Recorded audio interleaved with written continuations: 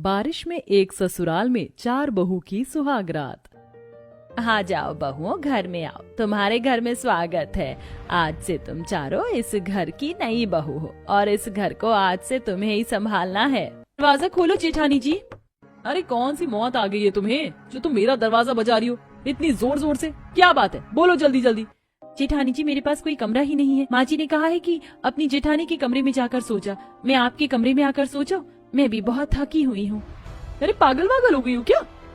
अगर तुम मेरे कमरों में सोगी तो मैं कहाँ जाकर अपनी सुहागरात मनाऊंगी? मैं और मेरा पति कमरे में हैं, जाओ तुम किसी और के पास चली जाओ। प्रेरणा ऐसा कहकर सुषमा को अपने दरवाजे से भगा देती है। बेचारी सुषमा की आंखों में आंसू आ जाते हैं और उसे कुछ समझ नहीं आता। अब सोने का तो समय हो ही गया था। बेचारी सुषमा अपनी रजाई बिस्तर लेकर छत पर आ जाती है और अपना बिस्तर कर लेती है, जहाँ उसका पति मोहित भी आ जाता है। मैं जानता हूँ तुम्हें अपने ससुराल में पहले दिन बहुत परेशानी हो रही होगी, लेकिन दरअसल बात यह है मैं घर का छोटा बेटा हूँ, इतना कमाता भी नहीं हूँ। मैंने ज्यादा कुछ खास अपने माता पिता की शादी में भी मदद नहीं की। इस समय मेरा हाथ भी बहुत टाइट है, तो मैं अभी कमरा तो नहीं बनवा सकता, लेकिन जैसे ही पैसे आ जाएंगे मैं यहाँ कमरा बनवा दूंगा। कोई बात नहीं जी, मैं आपकी परेशानी को समझ सकती हूँ। आखिर मैं आपकी अर्धांगिनी जो हूँ। और फिर रही बात सुहागरात की, तो जब हमारा कमरा बन जाएगा हम तब बना लेंगे। फिलहाल हम सो जाते हैं। सुषमा ऐसा कहकर आराम से मोहित के साथ सोने की कोशिश करती है, लेकिन बिना पंखे के उन्हें बहुत ज्यादा गर्मी लगती है। गर्मी के साथ साथ छत पर मच्छर भी बहुत होते हैं। सुषमा से अपने पति मोहित की परेशानी देखी नहीं जाती। छत पर ही कहीं कागज का गत्ता पड़ा था, वो उसे उठा लेती है और उससे अपने पति मोहित की हवा करती है। आप आराम से सो जाइए, मैं आपकी हवा कर देती हूँ, इससे आपको मच्छर नहीं काटेंगे। सुषमा के हवा करने के चलते मोहित तो सो जाता है, लेकिन पूरी रात बेचारी सुषमा गर्मी के चलते नींद में सो ही नहीं पाती। जैसे ही उसकी पलक झपकती है, अचानक से टप टप जोर जोर से बारिश शुरू हो जाती है। हे भगवान, ये क्या, बारिश शुरू हो गई। अब तो हमारे सारे बिस्तर भी गीले हो जाएंगे। मोहित जी जल्दी से उठ जाइए, देखिए कितनी बारिश हो रही है, पूरी तरह भीग जाएंगे। जेठानी जी दरवाजा खोलो, देखो बाहर कितनी जोर से बारिश आ रही है, हम छत पर नहीं सो पाएंगे। लगता है तुम्हें हिंदी की भाषा समझ नहीं आती। मुझे बाहर अंग्रेजी में डू नॉट डिस्टर्ब का बोर्ड लगाना होगा। इतनी भी अकल नहीं है कि सुहागरात वाले दिन किसी को डिस्टर्ब नहीं करते। सुषमा कुछ कह पाती, दीपिका इतना बोलते ही दरवाजा बंद कर देती है, जिसके बाद सुषमा एक मंजिल और उतरकर नीचे आती है। अभी एक जेठानी जी रह गई हैं, क्या पता वो हमें अपने कमरे में आने दे। नहीं सुषमा, अब कहीं जाने की जरूरत नहीं है। कोई दरवाजा नहीं खोलेगा और ना ही कोई हमें अंदर आने देगा। सबकी अपनी अपनी सुहागरात है। हमारी सुहागरात तो इस बारिश ने बिगाड़ दी। कोई बात नहीं, चलो अभी हम माँ के पास चलते हैं। वो उनका दरवाजा भी नहीं खुलवाते और उनके कमरे के दरवाजे के बाहर ही पूरी रात बैठे हुए गुजारते हैं। सुबह होते ही मोहित अपने मुंह हाथ धोता है और काम के लिए निकलने वाला होता है। मैं जानता हूँ तुमने बहुत परेशानी उठाई है पूरी रात, पर कोशिश करूंगा कि बहुत जल्दी ऊपर कमरा बनवा लूं, और उसके लिए मुझे मेहनत करनी है, बहुत जरूरी है, इसलिए मैं काम पर जा रहा हूँ। उसके जाने के बाद सुषमा सुबह सभी के कमरे बजाकर उन्हें उठाने जाती है, लेकिन उसकी एक भी जेठानी नहीं उठती।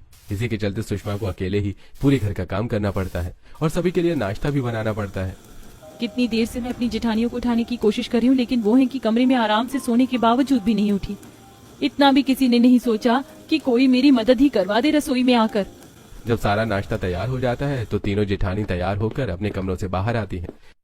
जेठानी जी अब तो आपने नाश्ता भी कर लिया और जेठ जी भी अपने अपने काम पर भी चले गए हैं। मैं पूरी रात सो नहीं पाई थी। मैं सोच रही हूँ कि अब मैं आपके कमरे में जाकर आराम कर लूँ। ये सुनते ही उसकी तीनों जेठानियां उठ खड़ी होती हैं। तुम जैसी गरीब की जगह कमरे में नहीं, छत पर ही ठीक है। और फिर अगर मैंने तुम्हें अपना कमरा दे दिया तो मैं कहाँ जाऊंगी आराम करने के लिए? अरे मैं तो पूरी रात वैसे भी नहीं सो पाई। सुहागरात जो थी, मैं तो अभी अपने कमरे में आराम करने जा रही हूँ। सॉरी, मैं अपना कमरा नहीं दे सकती।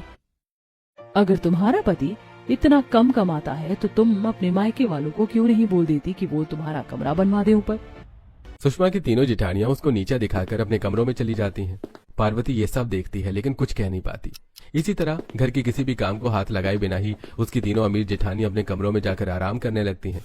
और इधर बेचारी सुषमा दोपहर तक का खाना तैयार करके ऊपर छत पर आती है तो देखती है तेज धूप से छत तप रही थी। अब 3 मंजिल के घर में और कुछ भी जगह तो नहीं है। अब मुझे यहीं पर कुछ जुगाड़ लगाना होगा आराम करने के लिए। इसी के सहारे थोड़ी सी छांव हो जाएगी तो मैं यहाँ पर बिस्तर लगाकर आराम कर लूंगी। जैसे ही प्लास्टिक की तिरपाल बंध जाती है, चारों तरफ से छाया हो जाती है। वो अपना बिस्तर करके वहीं आराम करने की कोशिश कर रही थी, लेकिन तेज धूप के कारण उसे बहुत गर्मी भी लगती है। हे ऊपर वाले, मेरी थोड़ी सी मदद कर दो। पहले ही गर्मी इतनी ज्यादा है, ऊपर से अब ये धूप भी हो रही है। लेकिन अचानक ही बारिश भी शुरू हो जाती है। पहले धूप से परेशान थी और अब ये बारिश शुरू हो गई। हे भगवान, तुझे अपनी मदद करने के लिए पुकारा था, तूने तो आफत ही खड़ी कर दी।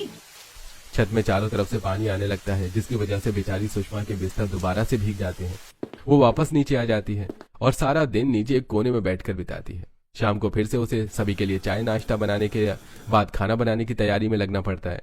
और अभी तो मुझे बारिश में भीगते हुए सब्जियां भी लेकर आनी है। सुषमा की जेठानियां किसी भी काम को हाथ तक नहीं लगा रही थी। वो तो हर एक चीज की फरमाइश भी अपने कमरे में ही कर रही थी। ऊपर से बेचारी सुषमा बारिश में भीगते हुए बाजार से हरी सब्जियां भी लेने जाती है। मेरी जेठानियां तो घर पर आराम कर रही हैं और यहाँ मैं बारिश में भीगते हुए सब्जियां लेकर आ रही हूँ। घर पहुंचते हुए सुषमा की हालत खराब हो जाती है। वहीं बारिश और जोरों से होने लगती है। घर आते ही सुषमा को हर कोई अपने अपने काम बताने लगता है। अच्छा हुआ तुम आ गई, मुझे तो तुम्हारा इंतजार था। जाओ जल्दी से मेरा कमरा साफ कर दो। कमरा तुम बाद में साफ कर देना, लेकिन पहले हम सभी के लिए पकौड़े और चाय बना दो। बारिश में पकौड़े और चाय खाने का मजा ही अलग है। इस तरह जेठानियों ने उसके ऊपर जरा भी दया नहीं दिखाई। घर के सारे काम और उनकी फरमाइशों को पूरा करने के बाद जब थोड़ी देर बारिश बंद हुई तो सुषमा अपने पति मोहित के साथ छत पर बिस्तर करने जाती है। वैसे तो रोजाना से आज मौसम थोड़ा सा ठीक है, फिर भी परेशानी यह है कि कहीं रात में बारिश न हो जाए। भगवान की दुआ से बारिश का तो नाम भी मत लीजिए आप। बारिश हो गई तो पूरी रात काली हो जाएगी हमारी, ना तो सोने को मिलेगा ना बैठने को। इस तरह वो छत पर बिस्तर लगाकर सो जाते हैं, लेकिन आधी रात में फिर से बारिश शुरू हो जाती है और चारों तरफ से पानी टपकता है। जिस बात का डर था वही हो गया। मोहित जी जल्दी से उठ जाइए, बारिश हो गई, हमारे सारे बिस्तर भीग जाएंगे। पूरी रात बेचारी सुषमा और मोहित उसी कोने में बैठे हुए गुजारते हैं।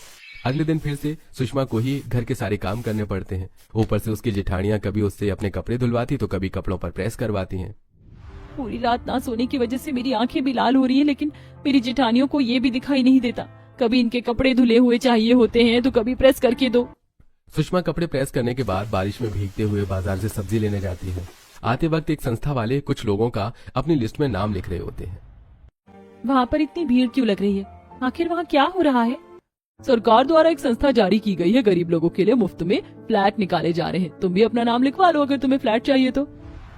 ये सब तो फ्रॉड वाली बातें होती हैं, ऐसा कुछ नहीं होता। मुझे यहाँ से चलना चाहिए, नहीं तो रात के खाने में लेट हो जाएगा। बेचारी सुषमा ऐसा सोचकर वहाँ से जा रही होती है, लेकिन अचानक से उसके मन का ख्याल बदल जाता है। क्या पता ये सब सच हो, और अगर ये सच हुआ तो हमारे पास रहने की जगह नहीं है, कल को हमारे पास भी रहने के लिए जगह हो जाएगी। मुझे अपना नाम लिखवा लेना चाहिए। इस तरह मन का विचार बदलते ही सुषमा अपना नाम भी लिखवाती है, जिसमें पर्ची कटवाने के उसे 50 रुपए देने पड़ते हैं। घर आने के बाद जब उसकी जेठानियों के सामान में बचे हुए 50 रुपए कम होते हैं तो उसकी जेठानियां उसके ऊपर चिल्लाना शुरू कर देती हैं।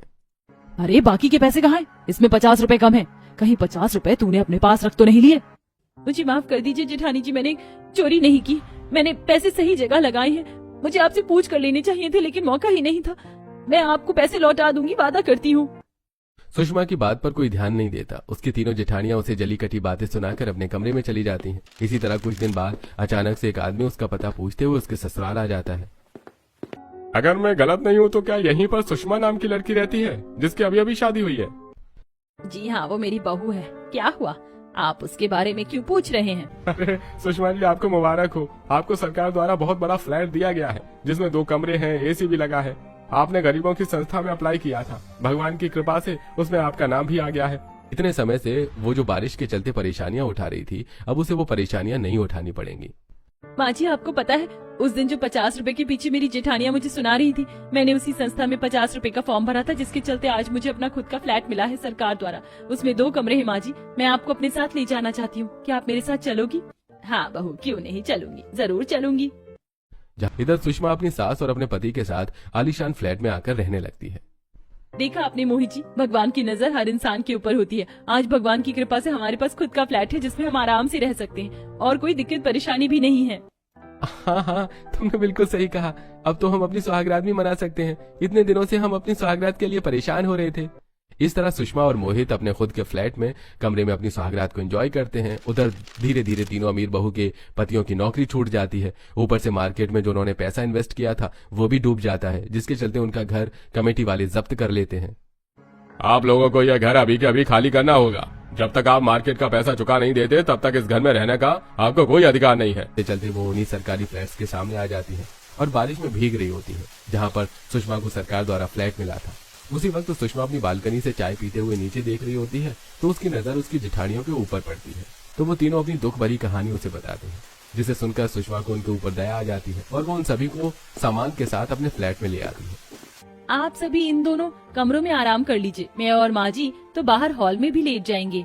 हमने तुम्हारे साथ इतना बुरा बर्ताव किया, उसके बावजूद भी तुम हमारे साथ इतनी अच्छाई कर रही हो। हम इतने ज्यादा सेल्फिश हो गए थे, तुम्हें एक भी दिन के लिए अपने कमरे में आराम नहीं करने दिया और तुमने तो हमारी परेशानी को देखते ही अपना कमरा छोड़कर हॉल में आ गई। तुम बहुत अच्छी हो। इसी के चलते सुषमा के कहे अनुसार कुछ समय बाद तीनों अमीर जेठानियों के पतियों की अच्छी जगह नौकरी मिल जाती है। नौकरी करते करते वो अपना कर्ज चुका देते हैं, मकान उन्हें वापस लौटा देते हैं। अब तीनों जेठानी वापस अपने घर चली जाती हैं और इसी के चलते सभी अपने जीवन में खुशी खुशी रहते हैं।